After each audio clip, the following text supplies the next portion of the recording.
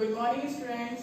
जैसे कि कल हमने पढ़ा था मेल गैमेटोफाइट और माइक्रोस्पोरेंजिया का डेवलपमेंट यानी कि माइक्रोस्पोरोजेनेसिस। आज हम पढ़ेंगे फीमेल गैमेटोफाइट का डेवलपमेंट।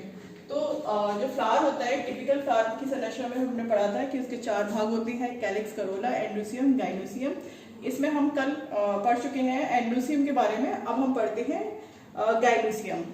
ये पुष्प का मादा भाग यानी कि फीमेल जननांग होता है जो एक या एक से अधिक कार्पल से बना होता है। प्रत्येक कार्पल का जो निचला भाग होता है वो फूला हुआ होता है, इसे ओवरी कहते हैं। इसके ऊपर पतली नली जैसी संरचना होती है जिसे स्टाइल कहते हैं, और इसके ऊपर घुंडीनुमा संरचना होती है जिसे स्टिग्मा कहते हैं। ओवरी के अंदर बहुत छोटी छोटी गोलाकार संरचनाएं होती हैं जिन्हें ओव्यूल या मेगास्पोरेंजिया कहते हैं। अब है डेवलपमेंट ऑफ मेगास्पोरेंजिया या ओव्यूल। ओवरी में ओव्यूल, ये ओव्यूल की स्ट्रक्चर है। ओवरी में ओव्यूल जो होते हैं वो एक छोटे से उभार के रूप में प्लेसेंटा से निकलते हैं। ये कोशिकाओं का, ये मेरिस्टेमेटिक सेल का ऐसा समूह होता है जो मेरिस्टेमेटिक सेल्स का समूह होता है जो विभाजन करती हैं, आपस में विभाजन होता है इनमें। और ये जो सेल्स हैं ये विभाजित होकर ये जो दिखाई दे रही है ये सेल्स, ये जो पार्ट है ये न्यूसिलस कहलाता है। न्यूसिलस का आधारी भाग इसको कैलाजा कहते हैं। यहाँ से इंटेगुमेंट्स निकलते हैं। अगर ओव्यूल में 2 इंटेगुमेंट होते हैं तो उसे बाइटैगमिक कहते हैं। अगर एक इंटेगुमेंट होता है तो उसे यूनिटैगमिक कहते हैं। ये 2 आवरण निकले हुए हैं इसमें, आउटर और इनर। और ये जो कैलाजा भाग है आगे की ओर ये मुड़कर इसे बोलते हैं फ्यूनिकल। लंबी जो ब्रंथ जैसी संरचना होती है इसे बोलते हैं फ्यूनिकल, जो ओव्यूल से यहाँ पे जुड़ा होता है, हाइलम से जुड़ा होता है।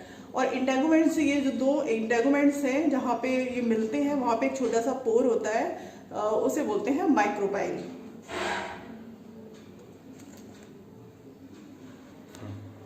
ये ओव्यूल का जो न्यूसिलस पार्ट है जो मेरिस्टेमेटिक सेल से बना हुआ है, इसके बीच में थैलीनुमा संरचना होती है जिसे एम्ब्रियो सैक कहते हैं। एम्ब्रियो सैक में ये 8 केंद्रक दिखाई दे रहे हैं। कैलाजा की ओर 3 केंद्रक हैं और 3 केंद्रक माइक्रोपाइल की ओर हैं। ये जो माइक्रोपाइल की ओर के 3 केंद्रक हैं इनको एग एपरेटस बोलते हैं, और ये जो है इन्हें एंटीपोडल सेल बोलते हैं। और बीच में 2 न्यूक्लियस होते हैं, इन्हें सेकेंडरी न्यूक्लियस कहते हैं। इसका डेवलपमेंट हम आगे पढ़ेंगे। इसके बाद है टाइप्स ऑफ ओव्यूल्स। कैलाजा और फ्यूनिकल, ये जो बीजांड ग्रंथ होता है इसके आधार पर ओव्यूल्स जो होते हैं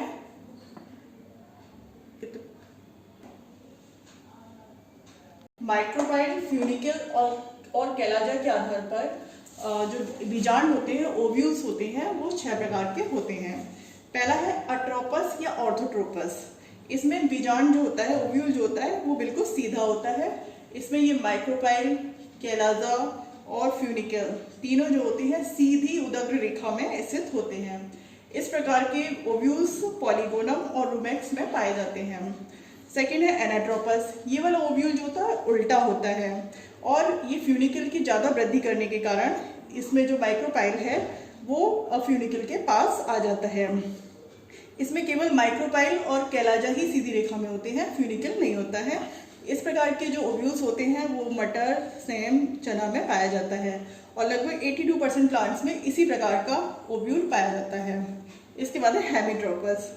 हेमिट्रोपस, इस प्रकार के ओव्यूल में कैलाजा और माइक्रोपाइल, ये कैलाजा और ये माइक्रोपाइल सीधी क्षैतिज रेखा, ये सीधी क्षैतिज रेखा में स्थित होते हैं। और फ्यूनिकल जो होता है वो बीजांड के बीच में समकोण बनाता हुआ जुड़ा हुआ होता है। इस प्रकार के ओव्यूल्स जो होते हैं वो रेडनकुलस में पाया जाता है। नेक्स्ट है कैम्पाइलोट्रोपस। इस प्रकार का जो ओव्यूल होता है कुछ ज़्यादा मुड़ा हुआ होता है, जिसके कारण ये कैलाजा और माइक्रोपाइल दोनों ही सीधी रेखा में नहीं होते हैं, और फ्यूनिकल जो होता है और उसके पास में आ जाते हैं। इस प्रकार के ओव्यूल्स चीनोपोडिएसी और कैप्रिडेसी कुल के पौधों में पाए जाते हैं।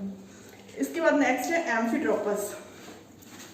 एम्फीट्रोपस टाइप का जो बीजांड है ये कैम्पाइलोट्रोपस के अपेक्षा ज़्यादा मुड़ा हुआ होता है, और इसमें जो एम्ब्रियो सैक होता है, ये बीच में जो एम्ब्रियो सैक है ये घोड़े की नाल, जैसे यू शेप में घोड़े की नाल होती है उसकी शेप का होता है। ये ब्यूटोमेसी और एलिसमेसी फैमिली में पाए जाते हैं। इसके बाद है सर्सिनोट्रोपस।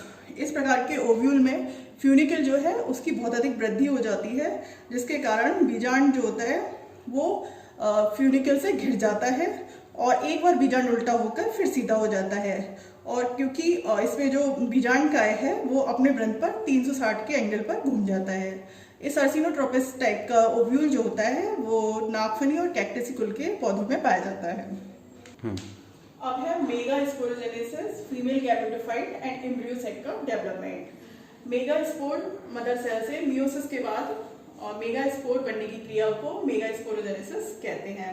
इस क्रिया में क्या होता है, ये जो ओव्यूल है इसमें न्यूसिलस, ये जो न्यूसिलस है इसकी एक सेल जो होती है हाइपोडर्मल सेल अन्य कोशिकाओं से बड़ी हो जाती है। इसको बोलते हैं प्राइमरी आर्किस्पोरियल सेल। इस सेल में विभाजन होता है, पेरिक्लाइनल विभाजन होता है, जिससे बाहर की तरफ प्राइमरी पैराइटल सेल बनती है और अंदर की ओर प्राइमरी स्पोरोजेनस सेल बनती है। प्राइमरी पैराइटल सेल पैराइटल विभाजित होकर पैराइटल सेल बनाती है, यानी कि भित्तीय कोशिकाएं बनाती है, और अंदर की सेल जो होती है प्राइमरी स्पोरोजेनस सेल से मेगास्पोर मदर सेल बनती है। Megaspore mother cell, primary sporogenous cell जो होती है मेगास्पोर मदर सेल का काम करती है।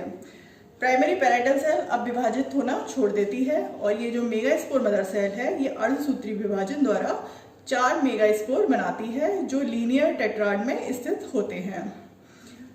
अब इसको हम आगे जूम करके देख रहे हैं तो ये जो 4 मेगास्पोर बने हैं, 4 में से एक जो होता है वो फंक्शनल होता है और उसमें से 3 डिजेनरेट हो जाते हैं। ये कैलाजा की ओर का भी हो सकता है और माइक्रोबाइल की ओर का भी हो सकता है। तो एक जो मेगास्पोर है इसमें से ये फंक्शनल, यानी कि इसने बड़ा आकार ले लिया और न्यूसिलस का काफी पार्ट घेर लिया, और ये 3 जो थे वो डिजेनरेट हो गए, यानी कि नष्ट हो जाते हैं। ये फंक्शनल मेगास्पोर जो होता है यही एम्ब्रियोसेक कहलाता है। एम्ब्रियोसेक मतलब भ्रूण कोश, जिसमें भ्रूण बनता है। इसको हम बड़ा करके यहाँ पे देख रहे हैं इस डायग्राम में, ये एम्ब्रियोसेक है और इसका जो केंद्रक है वो विभाजित होकर 2 केंद्रकों में बढ़ जाता है, 2 न्यूक्लियस में बढ़ जाता है, और ये डिजेनरेटिंग मेगास्पोर्स हैं, ये धीरे धीरे नष्ट हो जाते हैं। ये दोनों न्यूक्लियस, ये जो न्यूक्लियस जो डिवाइड हुआ, ये 2 केंद्रक जो होते हैं वो डिफरेंट पोल पे, अपोजिट पोल पर पहुंच जाते हैं। अब इसमें अपोजिट पोल पे जो एक न्यूक्लियस था उनमें पुनः विभाजन होता है और दोनों पोल पे 2-2 केंद्रक बन जाते हैं। फिर दोबारा से विभाजन होता है और दोनों पोल पर 4-4 न्यूक्लियस बन जाते हैं। तो ये स्टेज जो होती है वो ऑक्टेंट कहलाती है। अब आगे क्या होता है, इसमें दोनों पोल से एक केंद्रक जो होता है वो बीच में केंद्र की ओर बढ़ते हैं, इन्हें बोलते हैं पोलर न्यूक्लियाई। इसमें से जो 3 केंद्रक माइक्रोपाइल की ओर होते हैं उसमें जो एक बड़ी सेल होती है उसे एग सेल कहते हैं और 2 सेल होती हैं उन्हें सिनर्जिड सेल कहते हैं। ये सिनर्जिड सेल ही आगे चलकर पराग नली को फर्टिलाइजेशन के समय में रास्ता दिखाती है, और एंटीपोडल सेल का कार्य अभी तक निश्चित नहीं है। ये एम्ब्रियोसेक में ये एंटीपोडल सेल हैं, ये एंटीपोडल सेल कैलाजा की ओर होती हैं, और सिनर्जिड सेल और एग सेल इनके चारों तरफ भित्ति बन जाती है, कोशिका भित्ति बन जाती है।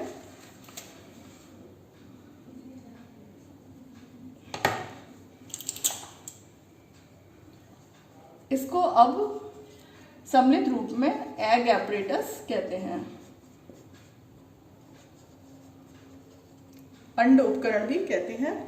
तो एक केंद्रक जो यहाँ पे आ गया पोलर न्यूक्लियाई, दोनों केंद्रक मिल जाते हैं और इसको सेकेंडरी न्यूक्लियस कहते हैं। इसमें गुणसूत्रों की संख्या डबल होती है, ये 2n होते हैं।